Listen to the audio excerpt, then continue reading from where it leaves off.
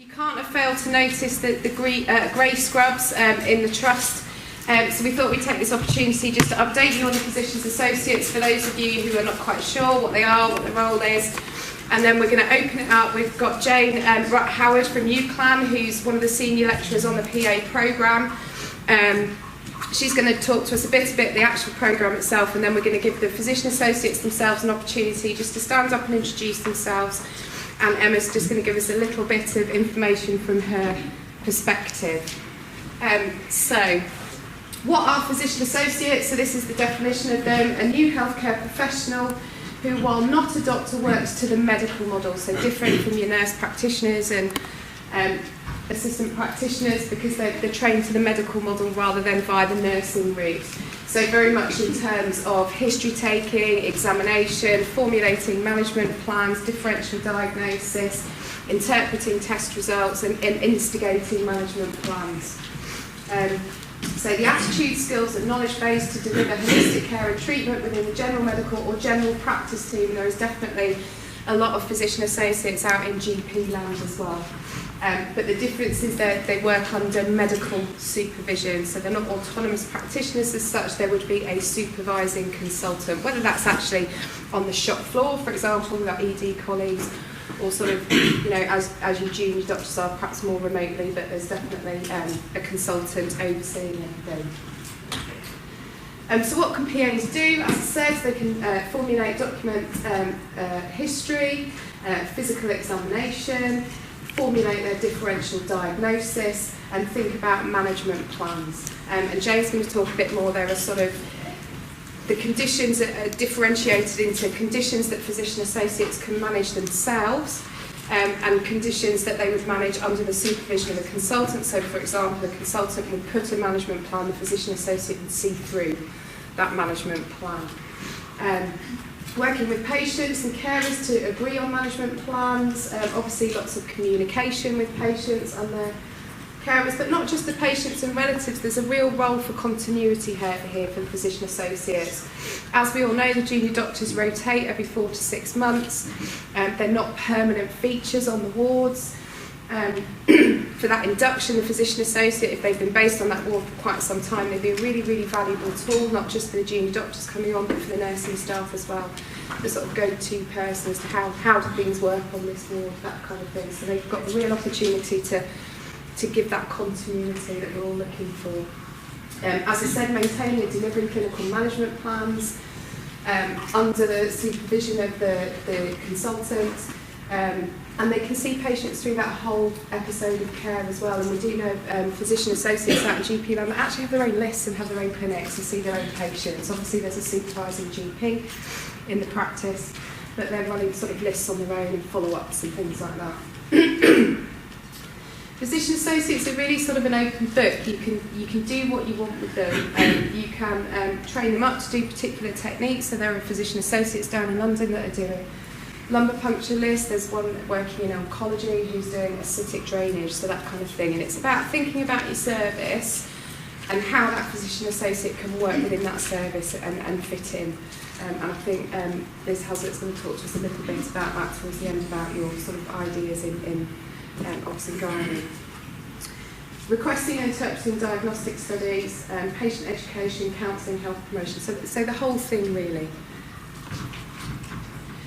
So there's a big sort of dialogue in hospital. We hear it quite commonly, what PAs can do, what they can't do, a bit of misunderstanding. So part of this ground round was to try and sort of clarify that for people, things that PAs can do, things that they're not able to do. So, as I've already said, history, examination, differential diagnosis. There is an issue about non-medical prescribing at the moment through no fault of the physician associates, might I say.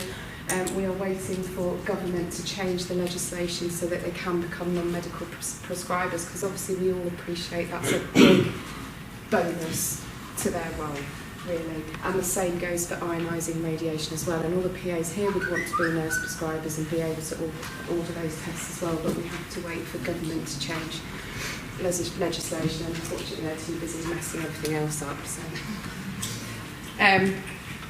Why have we got physician associates? So again, We know that there's an issue with the NHS at the moment. We know that there's an issue with the workforce, with supply and demand. So it's another role to fit in. And we've seen over the years, you know, teams have changed a lot over the years. Roles have changed a lot, haven't they? You know, sort of 5 years ago, there weren't many nurse consultants or advanced practitioners, that kind of thing. So all these new roles are coming out, and it's about how we can all work best as a team to deliver that patient-centred care that we're all aiming to deliver.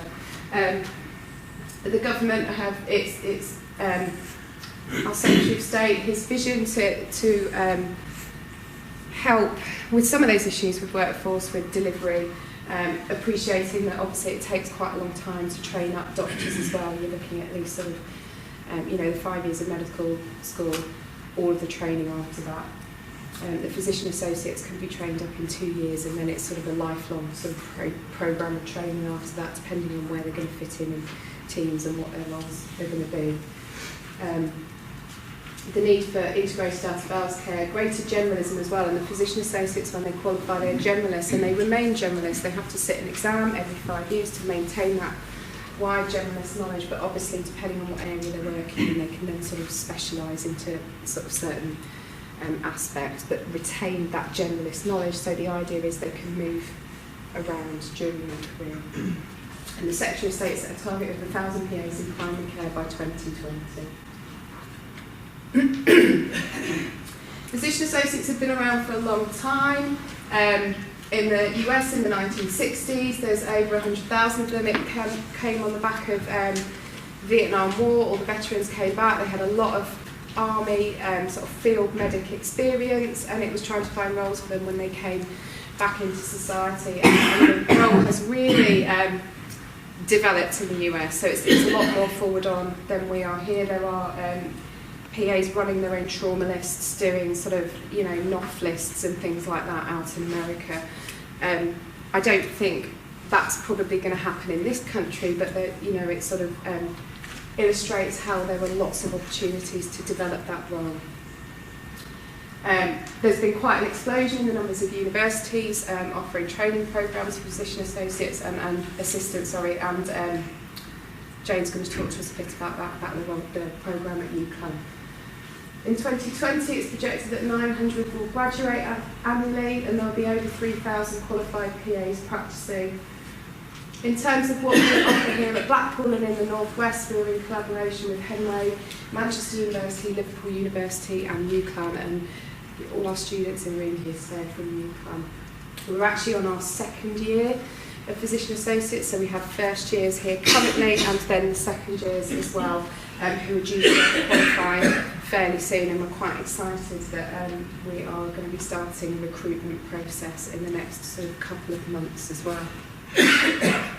So here in Blackpool, we've had 3 cohorts of first years. We're on our second lot of first years, and we have some second years as well. We do a variety of specialties. We have them on AMU, stroke, care of the elderly, respiratory, surgery, obs and gynae. Have I missed any areas? Peds. So in quite a lot of different areas as well. And cardiology, so we start cardiology as well. Jane, I'm going to hand over to Jane in a minute. She's going to tell you a little bit more about the programme, but the applicants have a health sciences degree already, so they're already postgraduate, so that brings in experience as well. And a lot of these students have worked in other aspects, not just the NHS, so they can bring quite a big variety into their role, and they'll come and introduce themselves in a minute and tell you a little bit about the background, where they've come from and where they are working currently. It's a 2-year course split between academic and clinical, and it's a very intensive course as well. There's a competence and curriculum framework which is approved by the faculty of physician associates and partly the Royal College of Physicians. In the 3rd year, where they enter employment, it's sort of a preceptorship year at a band 6 level, and then from year 4 onwards they're fully qualified and working at an equivalent of a band 7 level. So I'm going to hand over to Jane, who, as I said, was our senior lecturer at UCLan. She's going to fill us in a little bit more about the programme. Thank you very much. Okay, thank you very much for the invitation to come and talk to you all this afternoon or this lunchtime. Yes, I'm Jane McHoward and I'm part of the teaching team at UCLan. And the programme that we deliver, in some respects our job is fairly easy in that we do have our curriculum as written by the Faculty of Physician Associates. And supplementing the curriculum, we have the Department of Health matrix of specific core clinical conditions. And this is one of the specific differences perhaps between medics and physician associates. Is medics, you are taught and you can deliver the whole, or are taught around the whole of a person and their potential ill health. Whereas physician associates have a more specific, focused curriculum around the core conditions that patients present with.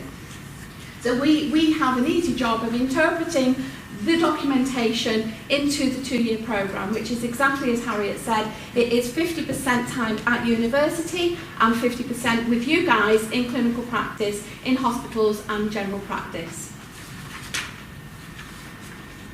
The programme is part of a pilot project through Health Education Northwest.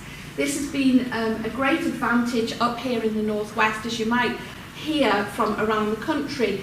Come with it is a lot of support, both from advice being given to us, how to set up programmes, some financial incentives as well.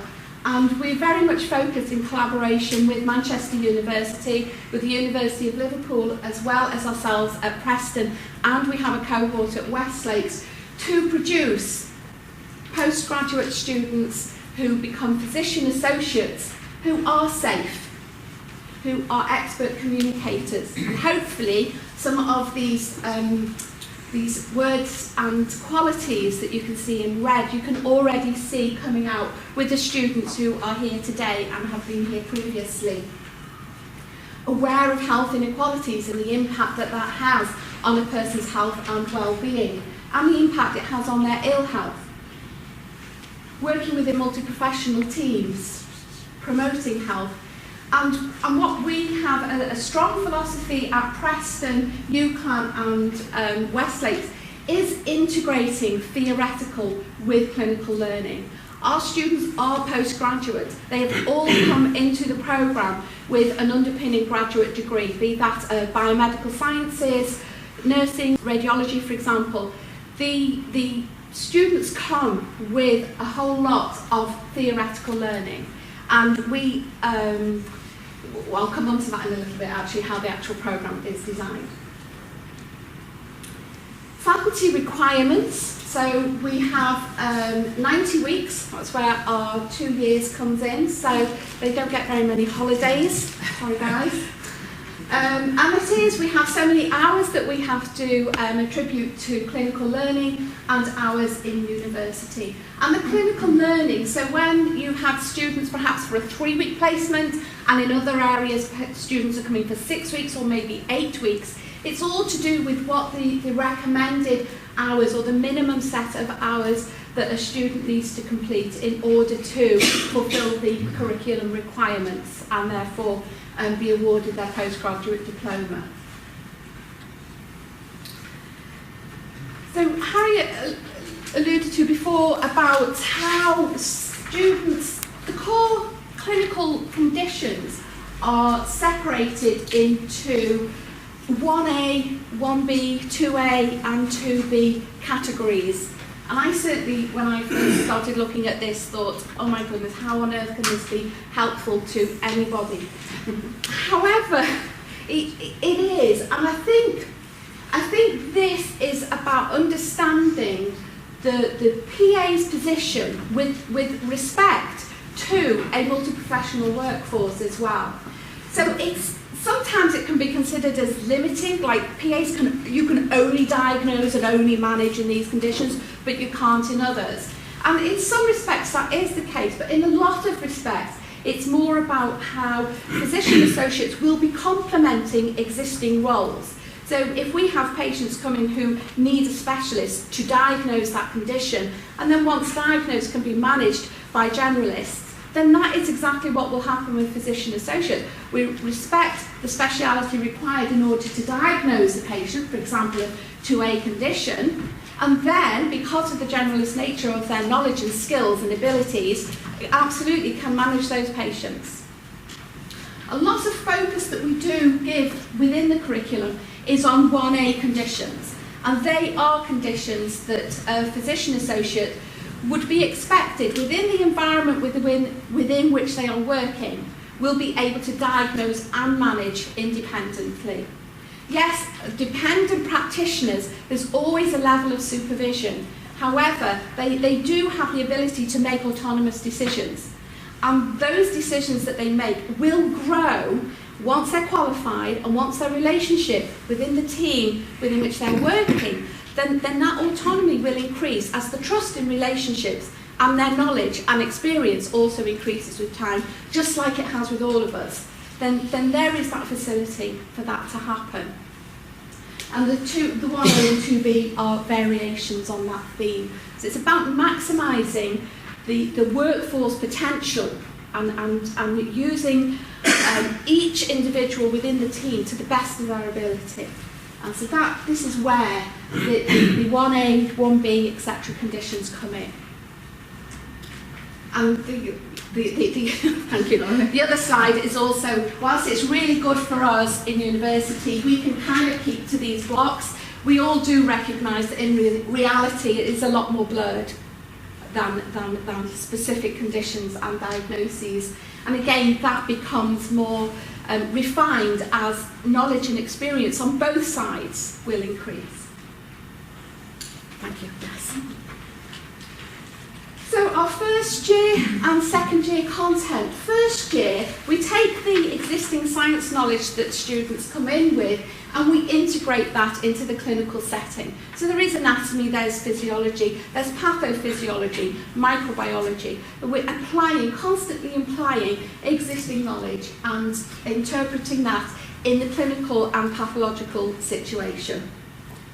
We have medical skills and patient care, where I think it's probably one of the most, one of the modules that they really do like, or I certainly did when I was trained, was around physical examination, taking histories from patients, communication skills, increasing awareness around professionalism, ethics, law.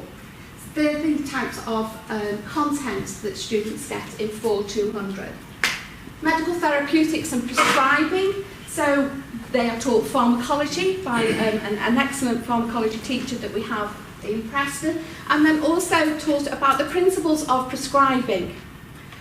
And then they have their final module of the year, and these span the whole of the first year, although there's a predominance in the first 16 weeks when they're at university. The professional placement for physician associate studies is the time that they spend out in clinical practice, where you guys assess them with doing their docs, signing off their observational procedures, signing off their histories and their physical examinations, case-based discussions, involving themselves with the team and the clinical area where they are allocated to. And so it's a very important part, obviously, of the curriculum. Yeah, okay. And yes, it is a 16-week intensive 4 months with us, like a baptism of fire, and we do all we can to prepare them, which is never enough, to come and meet everybody in the hospitals. So certainly on first placement, it's very nerve-wracking, but you here have in the room with you first and second years, and you hopefully can see how the students themselves are growing with their own knowledge and experience and support that they get in clinical supervision. Thank you. So how do we do this? We have brilliant library facilities, lots of books. I'm not quite sure how much time physically students spend in libraries at the moment, but everything is electronic, and we certainly can have very good electronic facilities for patients and for students to access remotely. We have classroom lectures. We have Jorge there, Dr. Garcia Lara, our microbiologist, teaching in one of our classrooms. We have a plinth room in the middle, that's me actually, teaching and giving some examples on physical examination. And then the whole of that room, there are plinths throughout the room, and we can get on and examine each other. We have a brand new anatomy lab. Again, students, you won't have seen this yet. This is upstairs on the second floor in Harrington Building. We have power sockets dotted around and all our models as well. And the knowledge is integrated with clinical knowledge, and we will get them to graduation, and that will happen in the summer. We found through experience that yes, we do have lectures in lecture theatres, we do have whole group, but I think a lot of the learning that takes place in our ability to provide small group teaching, and you can see here, you will spot some people in this room in those photographs at the moment, and it's that ability to talk through things, talk through problem solving that enables them, that enables you guys, isn't it, to be able to make sense of the information that we are giving them and the knowledge.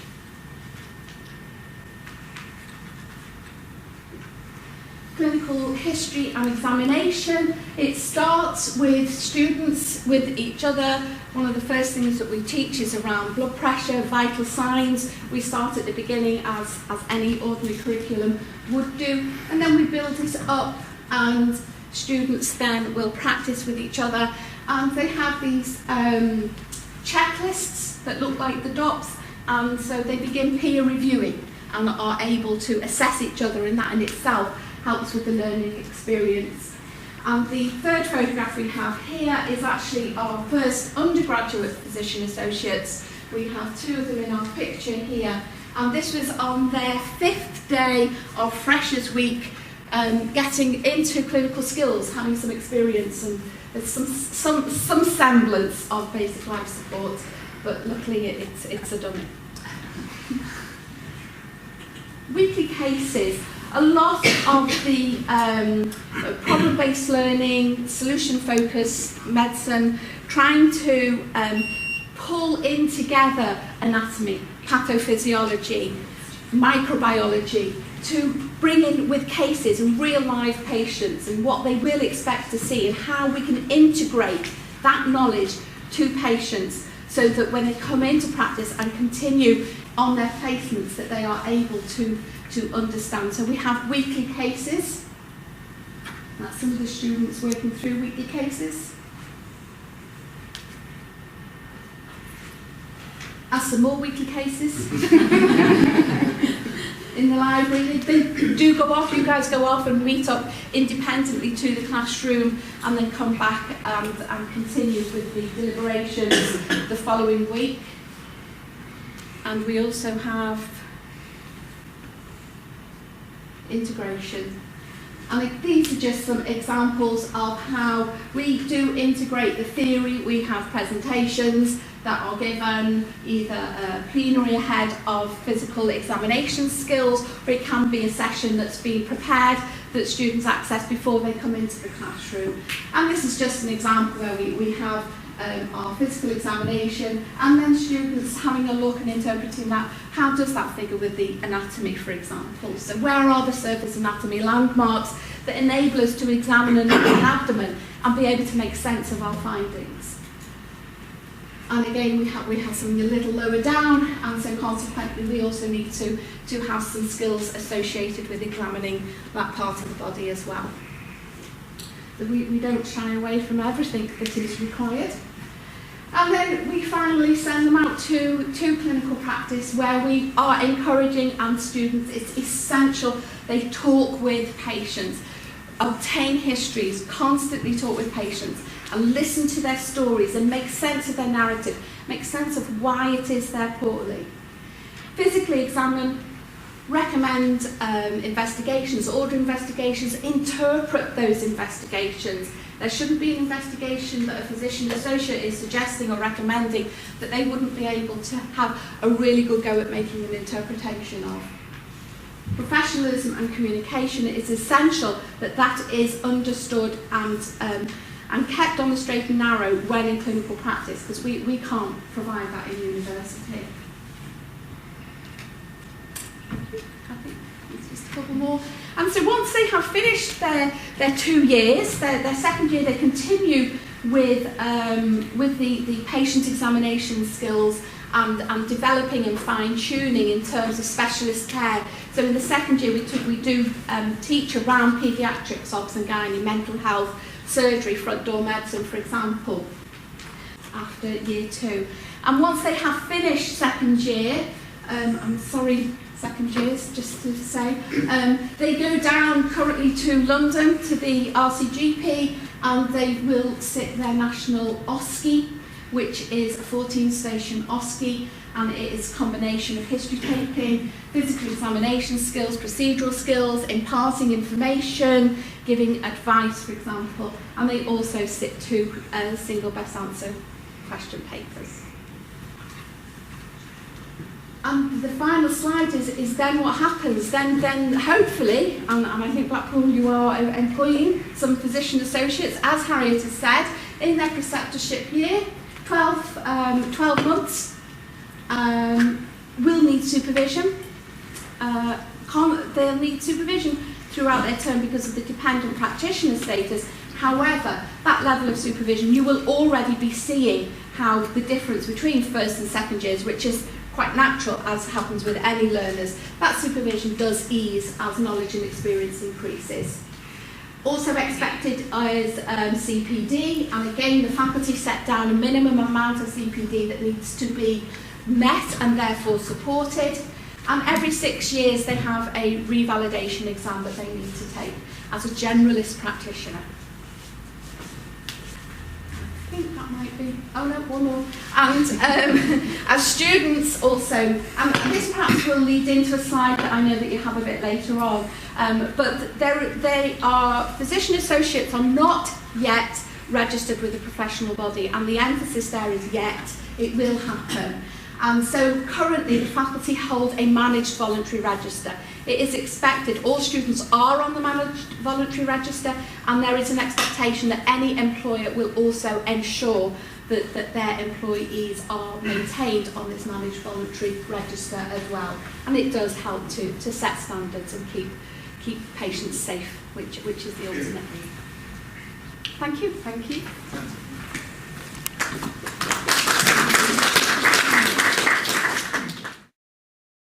Not finished yet. So thank you very much, Jane. Hopefully you've got a bit of a better understanding about the actual programme itself. I was just going to talk very briefly about some of the benefits that we see, some of the challenges. We've got a few quotes from some of the supervisors that have already been supporting our PA students, and then we're going to hand over to the PAs themselves so you can hear it from them, so to speak. So in terms of benefits, I've talked about the capacity of the workforce, particularly roles seen in primary care, in the ED. Talked about expanding the skill mix, and when the students introduce themselves in a minute and you hear what backgrounds they've come from, you can perhaps see for yourselves how that's going to complement the teams already. Redistributing the workload, and a defined health profession to expand mid-level staff without depleting from the current sort of skill mix in the team. So you're bringing in somebody rather than moving somebody already in the team to a different role. I've talked about the consistency of care that can be delivered to patients, and also in terms of other staff working on those wards and the team stability. And again, I've talked about the role in junior doctor induction. In terms of challenges, we've talked about the lack of regulation of prescribing, and we all appreciate that that's probably one of the biggest limitations at the moment in terms of the future for the PA role. Hopefully that is something that is going to be addressed sooner rather than later. Direct clinical supervision requirement again, and I think Jane talked about, it's the same with any sort of junior doctor, isn't it really? When you first get to know them, you get to understand their levels of competency, and then as they become more competent, the supervision perhaps comes a bit less direct and sort of face-to-face supervision. Raising the profile, one of the reasons why we're here today. There is still a lot of misunderstanding out there, misconceptions about the role. There was something on Facebook the other day about physician associates, and again, reading some of the comments, there was a big misunderstanding about the role, what it's there for. It doesn't help when papers put things like doctors on the cheap, basically, which is why we're here to try and educate you all against those kinds of attitudes. Again, supporting the PAs themselves, supporting the employers, and again, we're coming up to the recruitment phase, and there are lots of emails about who manages them, what's the line of responsibility, who do they report to, and we're all still learning about this because we only have our second years currently, so we are all learning as we go along, and these things will be ironed out as we go along. And the supervisors as well, in terms of engaging supervisors. In terms of regulation, a quote from our friend here. It says there, in case I get it wrong. I'm not going to say anything. It's up to him, basically, to get the regulation sorted. And when he came a few weeks ago, that was the question I would have asked him. But there you go. But don't take my word for it. I've got some quotes. Unfortunately, a lot of the supervisors couldn't be here today. We do have some quotes. So Dr. McElmore's had PAs for the whole time that we've had them here. Again, he sees a real role for them, so I'll let you read this for yourselves. Give you a couple of minutes.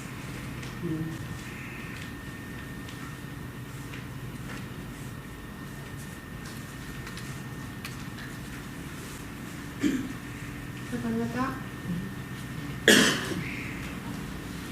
Dr. C has been a big advocate for the PA since they've started here, and she definitely sees a role in her, sort of particularly in her heart failure team.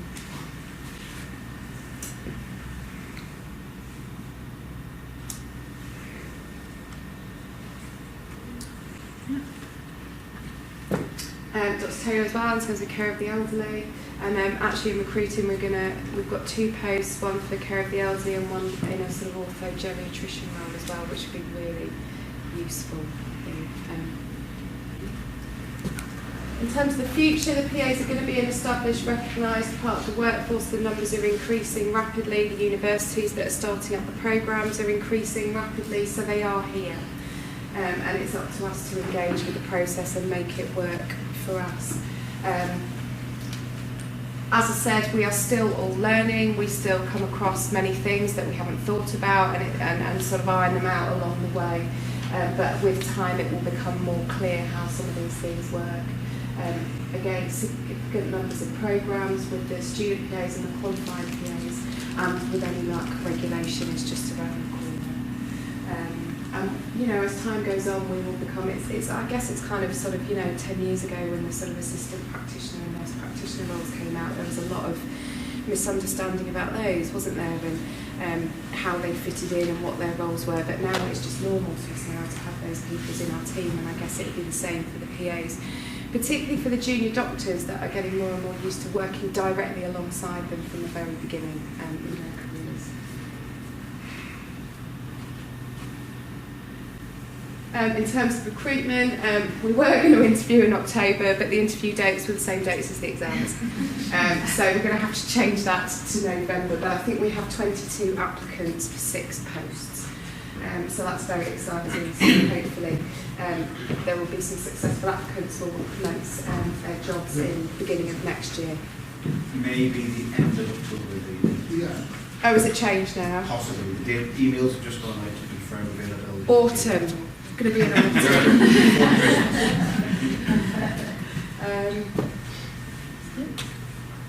So I'm going to introduce you to some of our current student physician associates because they're probably far more interesting than listening to me. So if you all want to come up. I'm being very mean and making them do this. And I'm going to hand you over. Okay, thanks. Okay, so whilst everybody's just coming up, my name's Emma Hoyle. I'm a second year student physician associate. My background is in exercise physiology, GP referrals, and then I went into teaching. So I taught at BTEC and foundation degree, exercise physiology, anatomy physiology, human physiology. And then obviously I've come on to this course. My name is Philip Rimmer, so I am a qualified registered nurse and mainly worked in intensive care, so worked in Birmingham, QE, Manchester Royal and Salford Royal. I've also worked in theatres, probably got about 6 years experience working in intensive care mainly, and then coming to program. My name is Sophia Say. I'm a first year PA. I came out of university studying human biology. I'm currently on the cardiology ward. My name's Charlotte Woods, graduated last year. Between graduation and commencing on this course, I worked as an MLA within microbiology. First year, same as staff, I'm currently working on AMU. My name is Faz Majid. I'm a graduate of biomedical science and I worked in a biotech company for about a year and a half working with qPCR plastics. My name is Laura McMullen. I'm a second year physician associate. I was a radiotherapist before this, so I've got a radiotherapy degree and I'm on placement in ED, which is wonderful. Correct. Molly will spell now. My name is Johanna, this is degree in biomedical science in the second year as a student physician associate. I'm Anna Lang, I'm a second year student physician associate. I had the pleasure of coming here on my first placement in AMU, which was brilliant, and now I'm back here on my second placement with Mr. Barker in surgery. In terms of academic background, a bit like Emma, I did exercise physiology, sports science, and then following that I worked in GP practice for about 4 years. Hi, I'm Lizzie Allsop. I'm a first year physician associate student and originally I was a physio, worked in neuro, and now I'm working at AMU. I'm Jess, I'm in first year as well. I have a background in biomedical science and I worked in a microbiology lab for a year and a half. And yeah, I'm an AMU as well. Hi, my name's Rachel and my background is biochemistry. I'm currently a first year PA and I'm on diabetes and endocrinology at the minute. Hi, I'm Martha. I'm also a bio-grad and I'm on care of the elderly. Thank you, guys. What I do is contact as many students as I can and then kind of collate all that information so it's a bit of a broader perspective. So people often ask why we want to become a physician associate, and as you can see there's lots of different reasons. So for myself, the natural step for me was to do something more clinical and put my skills to use that way. Lots of the biomeds, they all wanted a more patient-facing role. And some of the nurses, they wanted to expand their current knowledge, so they felt a little bit limited to what they can do just in that specific area, wanted to become more general. Some people wanted to do a postgraduate qualification that led into a job role, and others generally was just they wanted to be part of a team and they wanted a new challenge. Okay, so positive experiences. There's been so much opportunity to learn. So not just in university, whilst we've been out on placements here, everybody's been really willing to teach us, let us go to clinics and give us lots of opportunity basically. It's been really good to be able to apply the knowledge we've learnt in university and our previous knowledge from our previous jobs and put that into our role at the minute. It's really exciting being part of a new profession, so we're able to pave our own career paths really. Making a positive impact, so although we're only students, we can see how our impact so far on the wards where we're working. So even if it's just helping out the junior doctors, taking some of the jobs off them, that's made a good impact.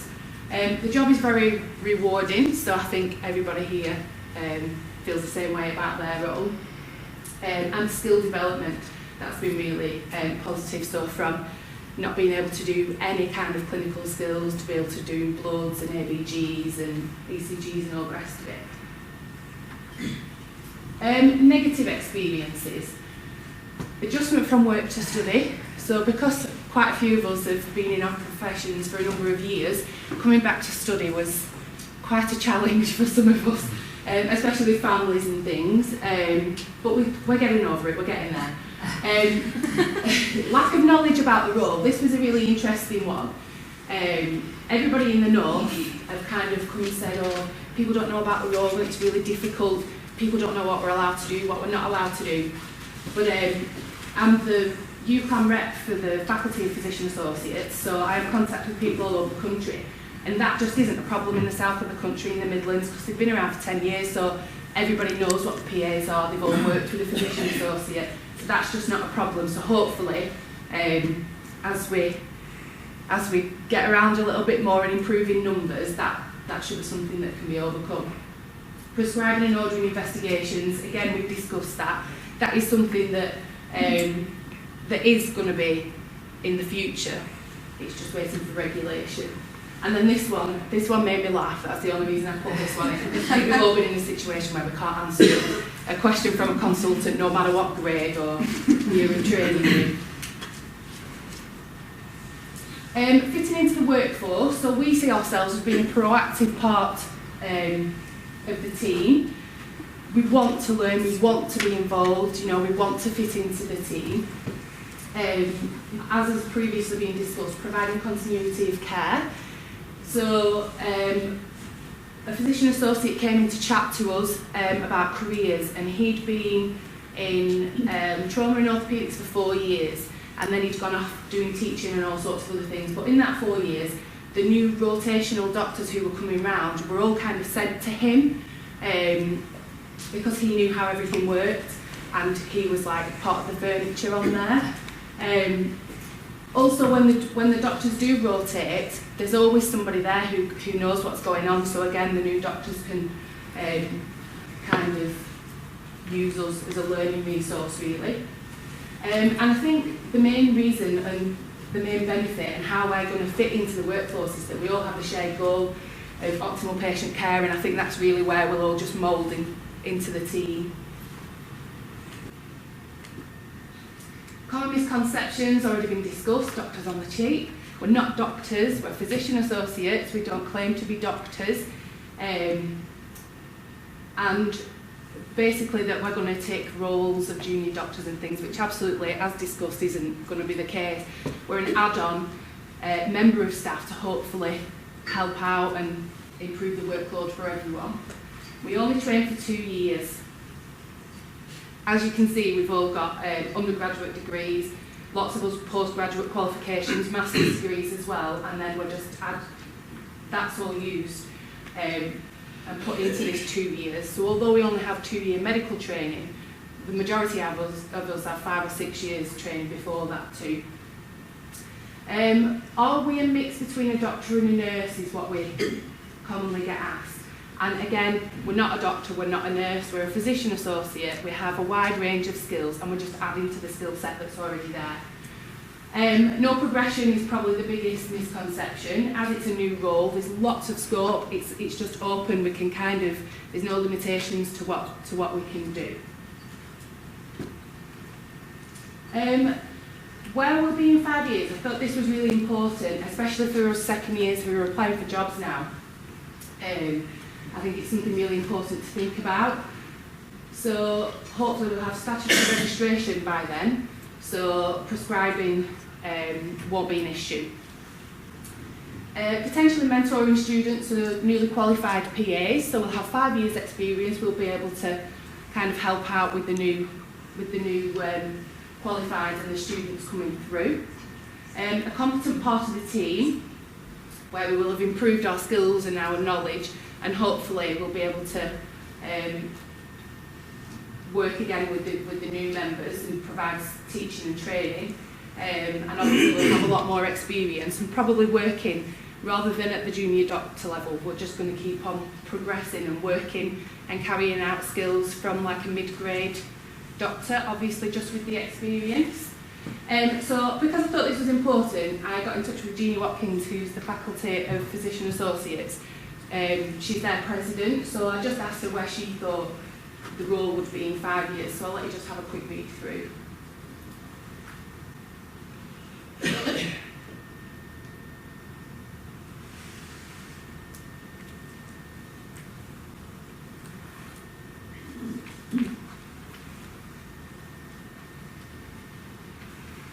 Thank you. Okay, thanks. Well done. I'm going to hand over to Lucy just to give a very brief end bit about, and then we've got an opportunity to ask any questions at the end if anybody has any. Right, I think you all know me, I'm Liz Haslett, I'm one of the obstetricians and gynecologists. I mean, a lot of this has been said already, so basically the healthcare professionals with a generalist education will be working alongside all of us. And why have they come along? Well, realistically, the EWTD has changed everything, hasn't it? So we've all got, certainly in obstetrics and gynaecology, we all have gaps on our rotas. Dare I say, feminisation of the workforce. So we end up with 6-month or year gaps potentially with trainees, so that's another area. So we're all sort of constantly fighting rota gaps, so this may be another way of dealing with this. So thinking about it from my perspective in O&G, I think probably obstetrics there isn't that much. We already have specialist midwives and obviously our junior doctors, possibly roles on the maternity day unit. I think really gynaecology lends itself a lot better to PAs. And I just sort of sat down and thought about a few things, so potentially assisting in theatre, elective lists. We do, every gynaecology unit has an early pregnancy unit, which is very busy. Ours here is open every day. We do try and run a clinic alongside that gynaecology clinic to see patients with sort of semi-urgent problems, and we couldn't staff it with middle grade, so there's definitely a role there. I'm just thinking they could perhaps learn to scan and then interpret the findings as well, because certainly early pregnancy management is very much quite protocol driven, which I think might work quite well. Outpatient consultations, so taking a history and examining and then talking to us about management. Fertility is certainly here is very diagnostic and again fits the sort of whole protocol driven approach, so again that may go well.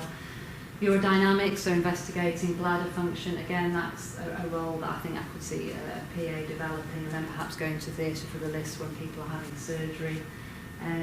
Initial assessment of emergency admissions, particularly gynae again, and routine post-operative care on the wards. And I have been sent a couple of examples of job descriptions for PAs in gynaecology, and this was certainly the sort of thing that was on offer, and I'm sure we could develop that. Can I just say, I'm not speaking on behalf of all my colleagues at the moment. I mean, we're all sort of buying into this, but please don't rush up to one of my colleagues and say, Dr. Hazlitt says this is what you're going to do. These are all conversations we're having by email, but I think we can all see there's definitely a role for them. Okay. Thank you.